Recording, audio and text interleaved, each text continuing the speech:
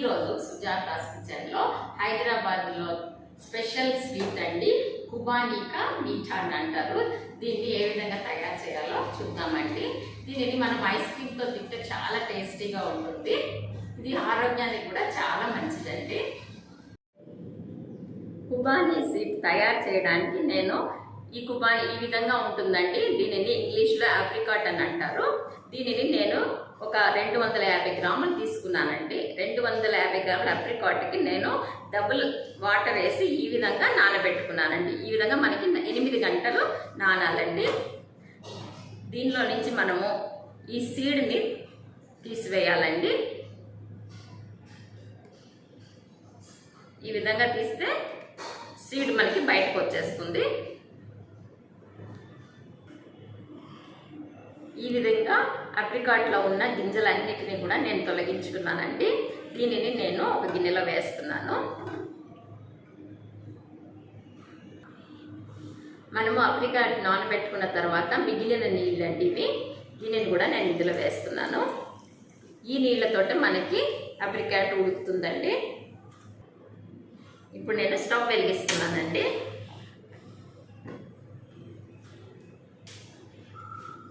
ఈ ఆప్రికాట్ని మనము ఈ నీళ్ళల్లో బాగా ఉడకనివ్వాలి.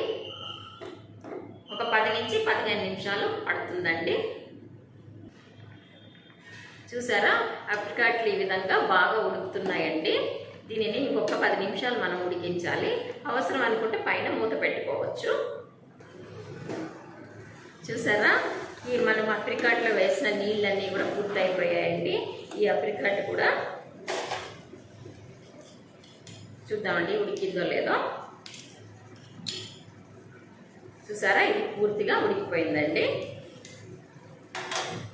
ఇప్పుడు మనము స్టవ్ ఆఫ్ చేసేద్దాము.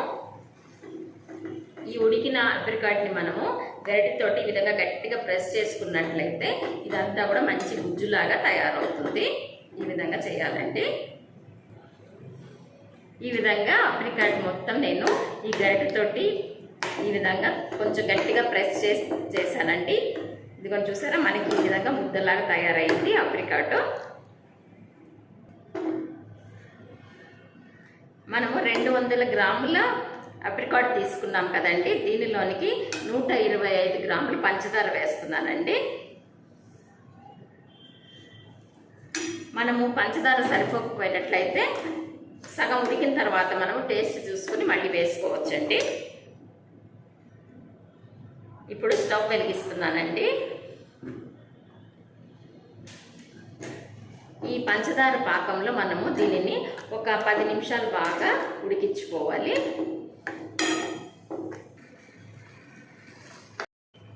కుబానికా మీఠా ఒక 5 నిమిషాలు ఉడికిందండి. పంచదార పాకం 2 కలిపి బాగా ఉడుకుతున్నాయి. దీనిలోనికి నేను కొంచెము రెడ్ కలర్ వేస్తున్నానండి. ఇది ఆప్షనల్ అండి, మీకు అవసరమైతే వేసుకోవచ్చు, లేకపోతే లేదు. వేయకపోయినా కూడా టేస్ట్ అదే ఉంటుందండి. కలర్ వేసి దీన్ని నేను బాగా కలుపుతున్నాను. మీకు అవసరమైతే యాలకుల పొడి వేసుకోవచ్చండి. నేనైతే యాలకుల పొడి వేయలేదు. దీనిని ఇంకొక 5 నిమిషాలు ఉడికించిన తర్వాత మనము స్టవ్ ఆఫ్ చేసేద్దాము.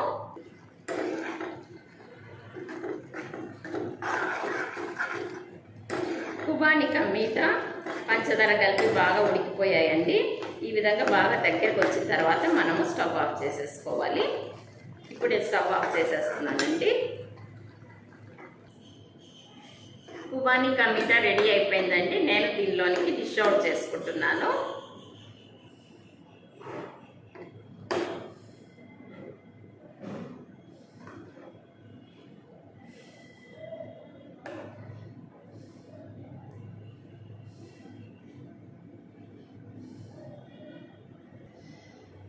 ఎంతో కలర్ఫుల్గా టేస్టీగా కుబానికా స్వీట్ రెడీ అయిందండి.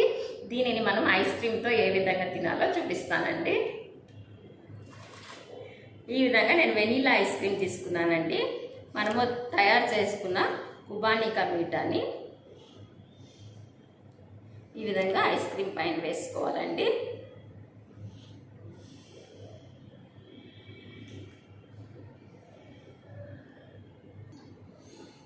ఈ విధంగా రెడీ చేసుకున్న కుబానికా స్వీట్తో పాటు ఐస్ క్రీమ్ని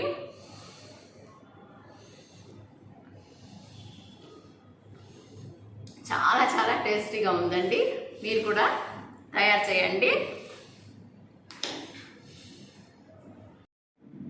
ఖూబా మీఠా ఎలా తయారు చేయాలో తెలుసుకున్నాం కదండి. మీరు నా ఛానల్ని తప్పకుండా లైక్ చేయండి. మీరు లైక్ చేసినట్లయితే నా వీడియోస్ చాలా మందికి షేర్ అవుతాయండి.